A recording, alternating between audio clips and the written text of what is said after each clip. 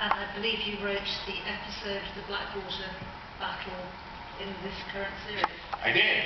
I haven't seen it, but episode 9, Battle of Blackwater, second season. Hopefully it will not or did not break our budget. It's a pretty gigantic battle.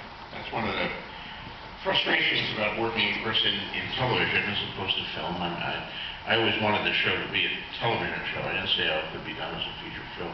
But every once in a while, I envy Peter Jackson his budgets and his time. And, we can't do the Battle of Pelennor Fields.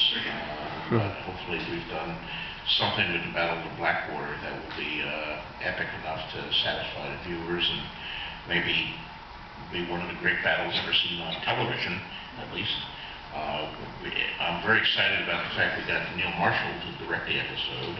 Those of you who know his work, he did the horror film The Descent, he did the historical film Centurion, Bone Soldiers, great low-budget werewolf movie.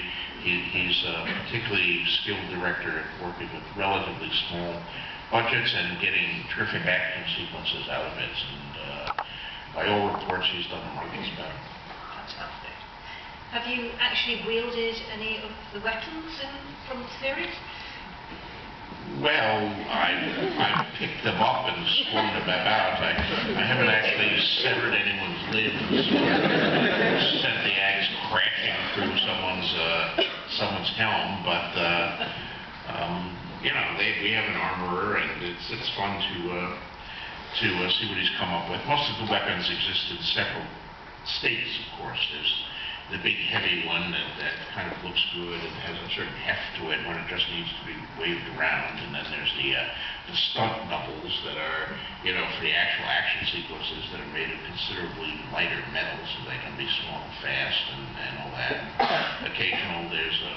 There's one that's really tricked out for plunging into someone's chest or something where it's got, it slides into the handle or whatever. So, like Arya has like 3 different versions of needles. So.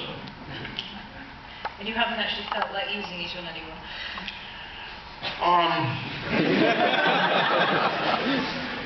Well, a few of the fans who write me from time to time, but no, not for the most part. Have there been things in the HBO series that have vexed you? As to what? Has there been any changes, alterations that have vexed you in the series? There are changes. Dan and David done a marvelous job of producing what I think is a faithful version of my story, but you can't be completely faithful.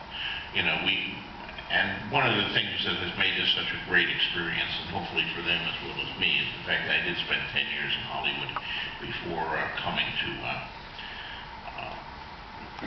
return to books to write this series. So I've seen the process from both sides, and I know the reasons that changes are made. Some prose writers, when their books are adapted by Hollywood, get all crazy about it because they really don't understand the process. And I think any change is a personal insult to them and the magnificence of their art.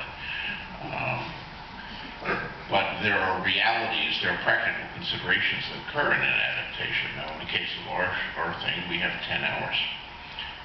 That's what HBO has funded and given us. And I would have liked to have 12 hours.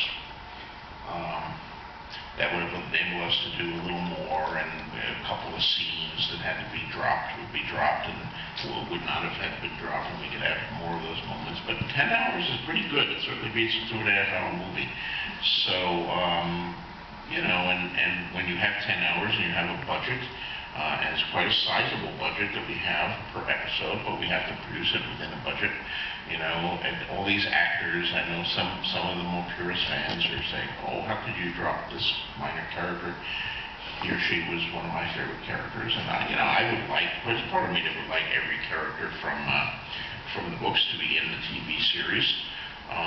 But one of the things you discover working in Hollywood is actors do expect to be paid. So every time you add an actor to portray a part, however small, that's someone else that you have to pay, and that has an impact on the budget. So, I can create a group like, say, the Brotherhood Without Banners, are the little group of outlaws, and I can create like 12 guys in that, and each of them has an occasional line, and each of them is described and all that. But when David and Dan are doing it, what do we really want to cast? 12 actors and pay them all? Let's cast like 3 actors and have 9 extras going around. 2 extras don't get paid nearly as much. But they do get paid something, so even extras you have to pay. So, maybe we don't need 9 extras, maybe we only need 7 extras. These are why showrunners get the big bucks and why they get the big headaches. Because they have to solve these problems, and there's not necessarily any perfect solution. But I think what they've done so far has been marvelous, and hope they will continue to do so. They're on series 4 as well. I hope they'll sign up to that. I asked for some questions from the internet and from fans on the internet, so I'm just going to fire 3